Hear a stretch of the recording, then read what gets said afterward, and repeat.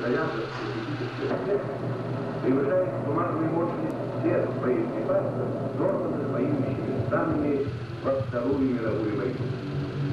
При наземных взрывах целый административный район и даже малые страны могут подвергнуться сильному радиоактивному заражению.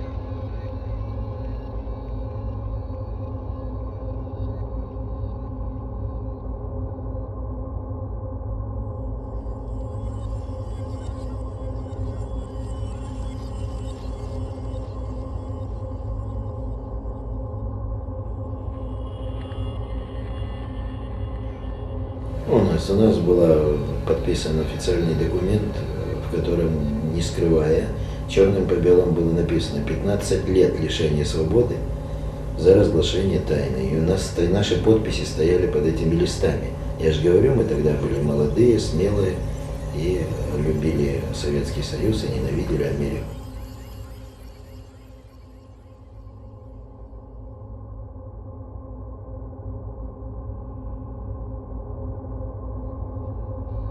В мае 1963 года в Москве было 5 мая было подписано соглашение о запрещении испытаний ядерного оружия в атмосфере. Советский Союз, Соединенные Штаты Америки его подписали.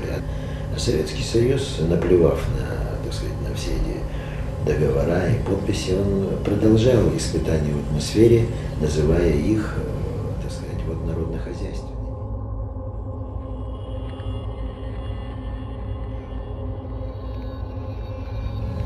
До 70-го года, пока мы не получили своими руками данные по медицинским последствиям, мы же это тоже думали, что радиация – это ерунда.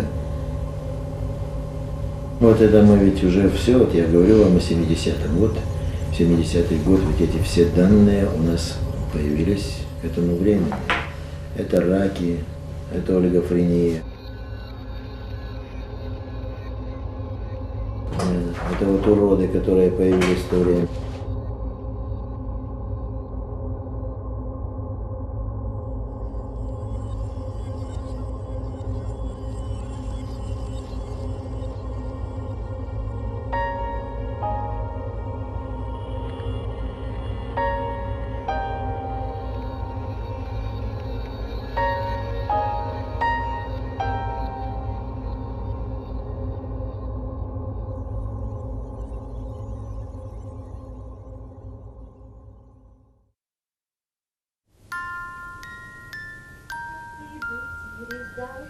Я пригласить хочу на танец вас. И только вас. Такой сладкий. Давай ножку левую. А где ножка левая? Давай ножку левую. Давай. О. Он такой родился. Он болеет уже 9-й год. У него заболевание, детский церебральный паралич. Оно у нас появилось в связи с тем, что мы живем в зоне ядерных испытаний в Семипалатинском полигоне. А я по данным отдела социальной защиты знаю, что таких детей более 750 по городу только.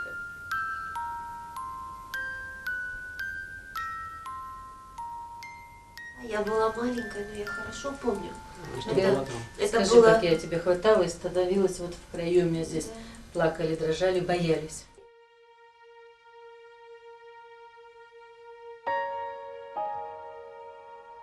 Нет, конечно, мы очень многого лишены. Мы очень многого лишены в своей жизни. Я не могу не работать, я не могу иметь друзей, я не могу видеть мир. Моя жизнь вся здесь, вот с ним. А он не знает, что у детей есть другая жизнь, чем как у него. Он другой жизни не знает.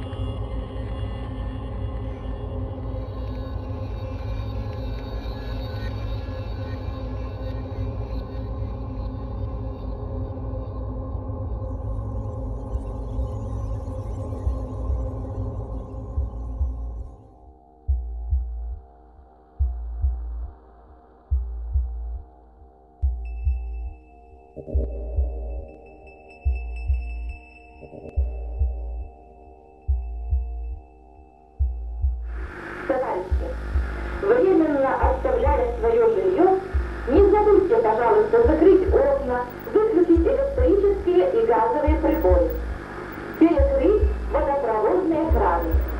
Просим соблюдать спокойствие, организованность и порядок при проведении временной эвакуации.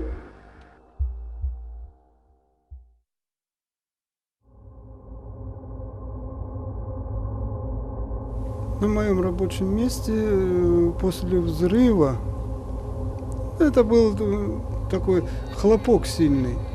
Потом началась рушиться кровля. И в этих проемах кровли такое красивое зарево горело. Наглядевшись на него, я глаза, так сказать, сжег себе. Все больше недоумевали, почему это произошло. Делали вроде все правильно, ситуация была обычная, штатная, ничего не предвещало никакой беды. В медпункте, да какая там ситуация? Сидело полно народа, перед каждым стоял тазик и рыгали до потери пульса.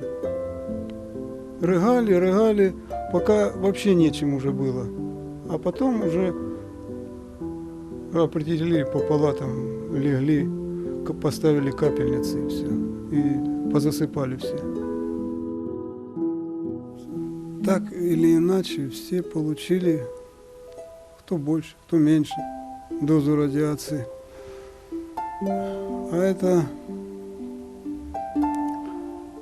не очень хорошо влияет на здоровье, появляется масса всяких болячек. Поэтому люди и умирают. Те, кто работал со мной в ночь аварии, умерли от очень больших доз радиации и лучевых ожогов. Здесь, кто в Киеве остался и умерли, кто от болезней, кто от пьянства, потому что не нашли своего места в этой жизни после аварии.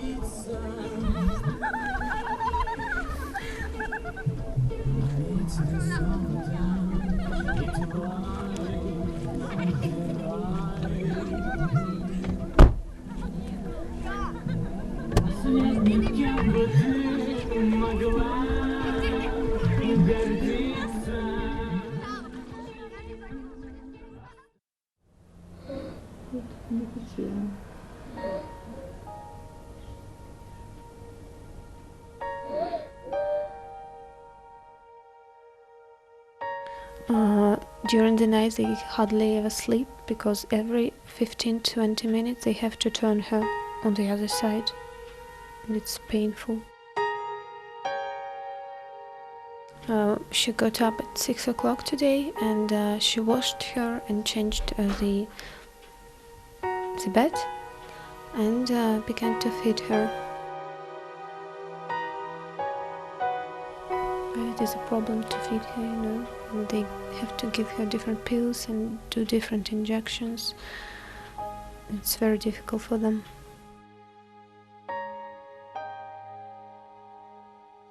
For example, she was sitting and then she fell.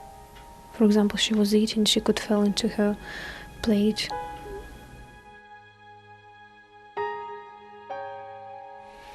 She was placed in the hospital in neurology, and she spent there approximately 1 year, and they were doing different researches on her head, but when they did one special research, they found out that it was tumor. Yeah, she was only 4 years. She was 4 years in February, and in May they did the operation.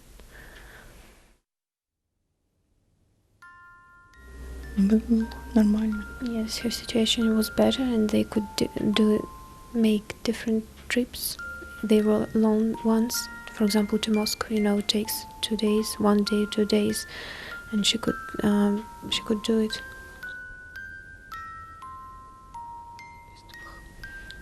The cause was that she couldn't breathe, and the ambulance arrived and they brought her to the hospital, and she spent there 17 days.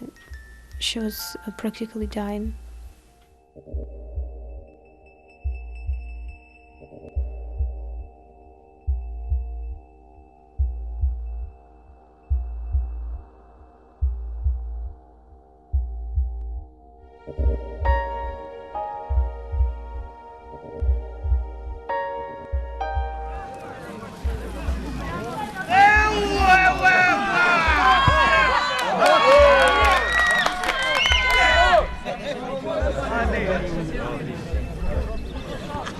Макс, давай!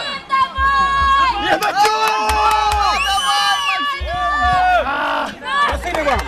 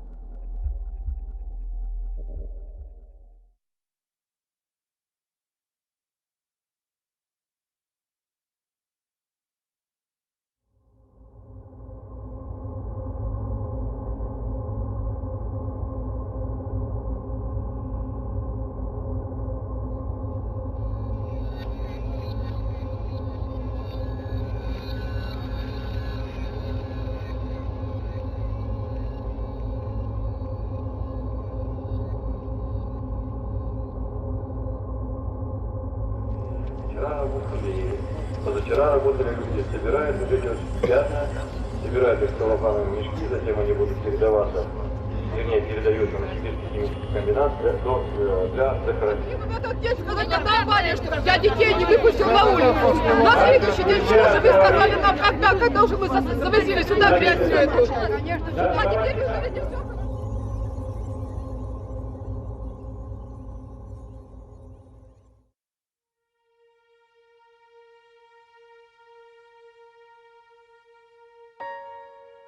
Я по образованию гидротехник. Вот, в 68 меня поставили командира поставить. В 68 работать стал командиром уже. Земсоряд способен для углубления речки. Создают, фарватер, судоходный ход, очищаем. У нас есть руководство, которое нам говорит, куда отвалят грунт. Еще работают, вот где бывает гравий, хороший гравий, тот идет на строительство. Идет строительство, и уводят специально на берег, всякое бывает.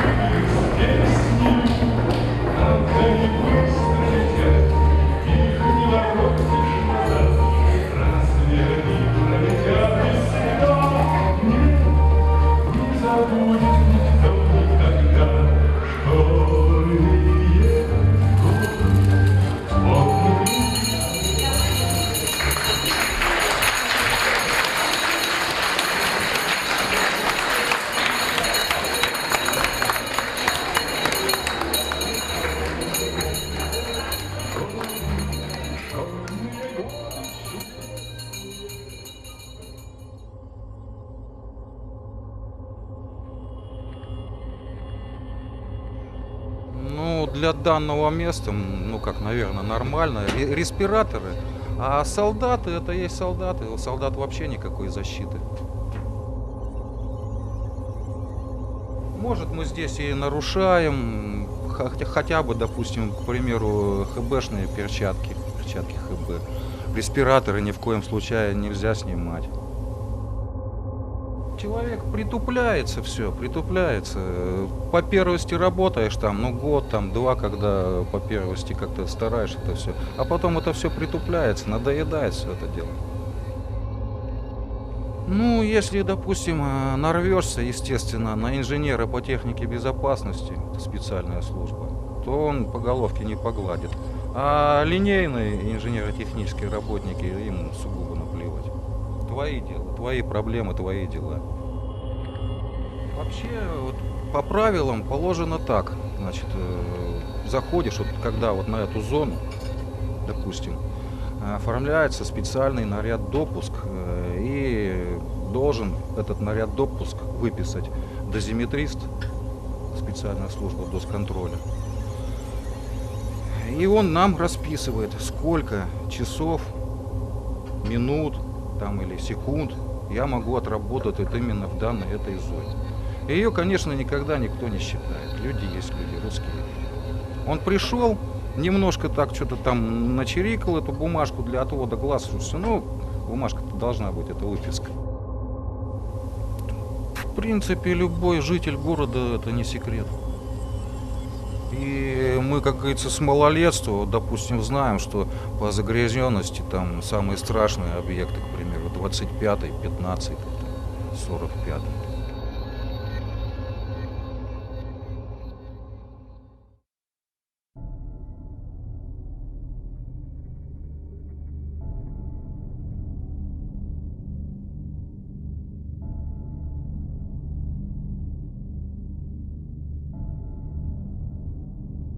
Ну, это обычно в 3-7 дней, 40 дней обычно созывают бабушек, дедушек. Они бывают дома, ну, те, кто его, ну, как в гостях, что ли, ну, я не знаю, вот поминки как бы по-нашему, только без выпивки. Это Саляхова Раиса, парня, который застрелился.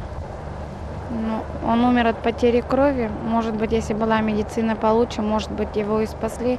Но он еще устал от жизни, устал от вот этой безысходности. Он болел.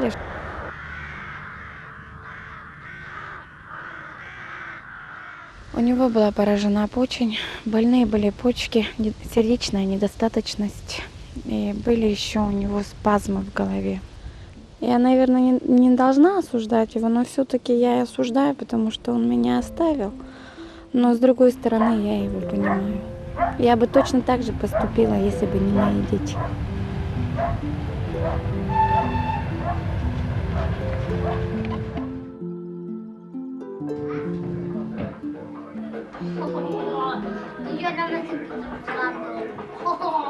Да, со своими только детьми.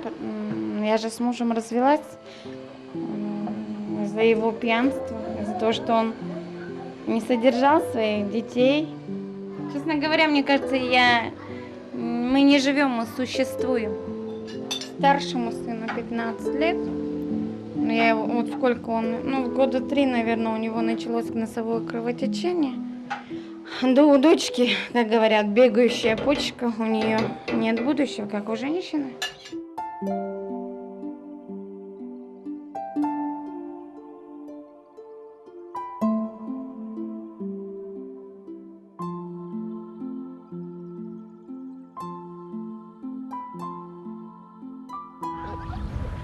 Ничего не говорили. Нет, ничего не знали. До этого, до 90-го года и купались, и палас стирали здесь, все сами делали. И оттуда воду таскали, огород поливали. Ну, нас выгоняли иногда, а не говорили все равно. Все суставы, все больные, все тело болит у нас, все кости болят. Нас обманывают, просто обманывают. Обещают, обманывают. Нас как будто опытные кролики держат, как кролики. Не знаем, может, раком болеем, кто знает. Анализ не сдаем, боимся. Я боюсь анализ сдавать. Приезжают на выходные дни, они сразу на речку уходят, туда бегают. И оттуда это вода, залезают в воду, камень отсюда берут, собирают, на руку собирают и выходят на берег. Опять бросают туда камень, бросают, опять оттуда собирают, опять выходят, опять бросают.